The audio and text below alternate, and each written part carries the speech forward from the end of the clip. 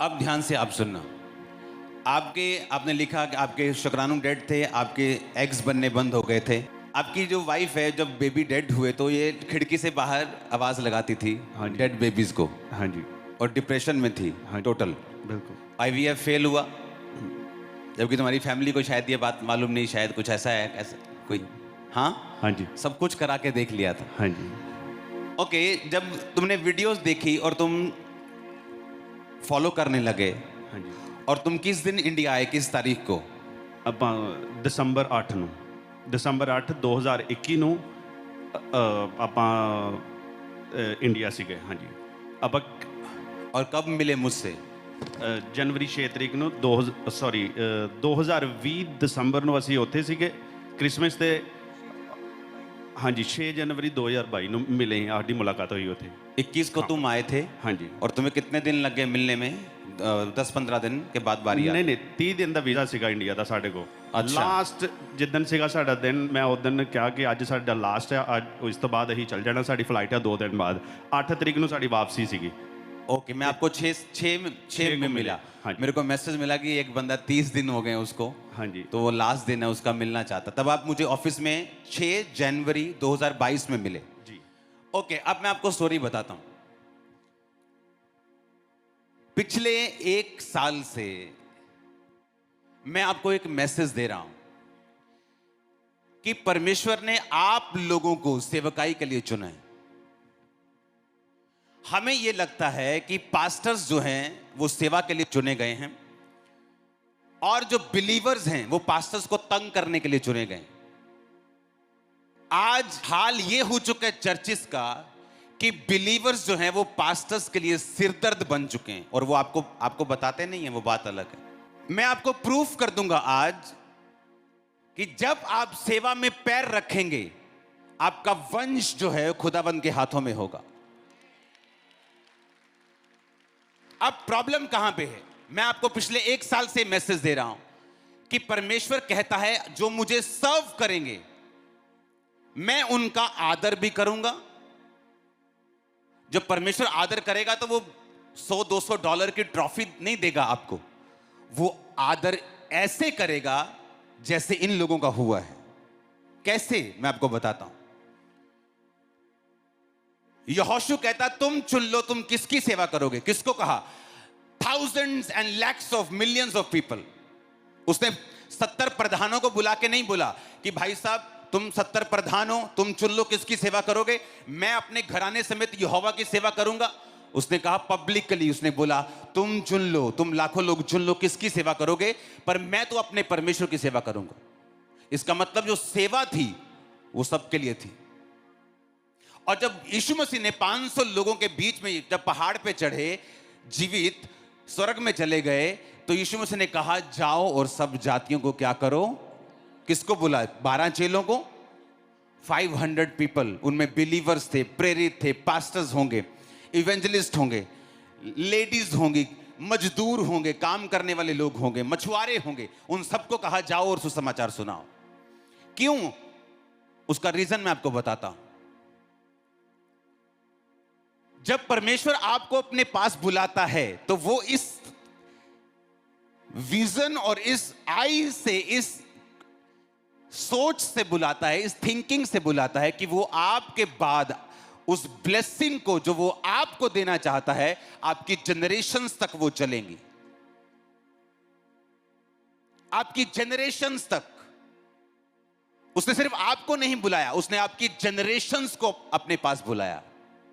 Okay, अब point कहां miss हुआ? आप चर्च में देख लो, लोग दुखी हैं आज चर्च में भी।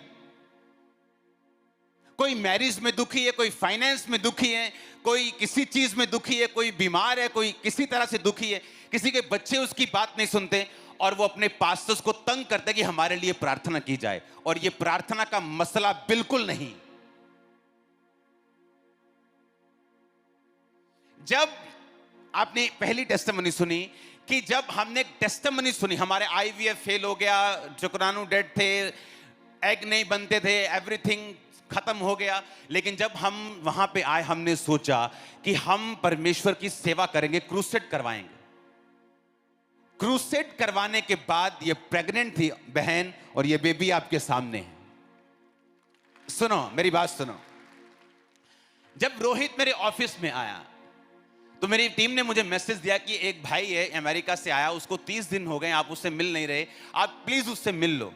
तो मेरे को कभी नहीं होता कि 30 दिन से कोई आया तो मैं उससे मिलूं। मैं अंदर देखता हूं खुदा मुझे क्या कह रहे हैं, मुझे मिलना है, मुझे नहीं मिलना, मुझे कोई प्रेशर नहीं है, कोई कहां से आया, किधर से आया, कोई ऊपर है, कोई नीचे है, कोई अमीर है, कोई गरीब है।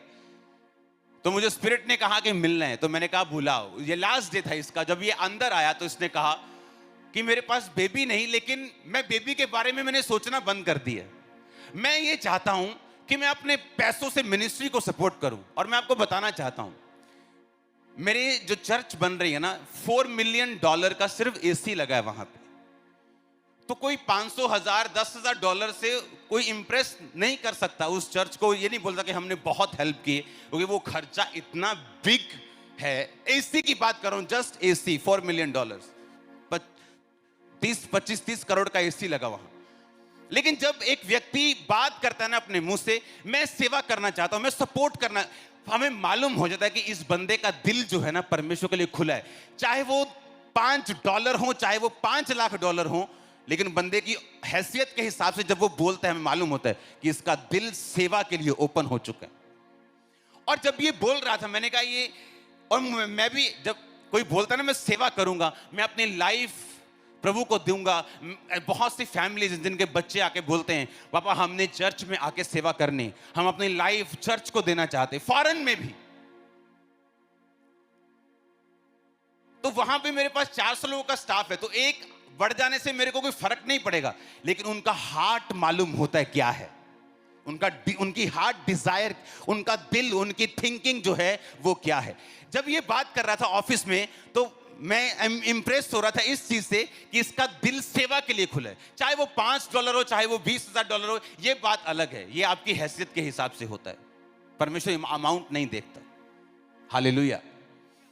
और जब ये बात कर रहा था, मैंने कहा अब ये राइट ट्रैक पे चल पड़ा है जो मैं कह रहा हूं।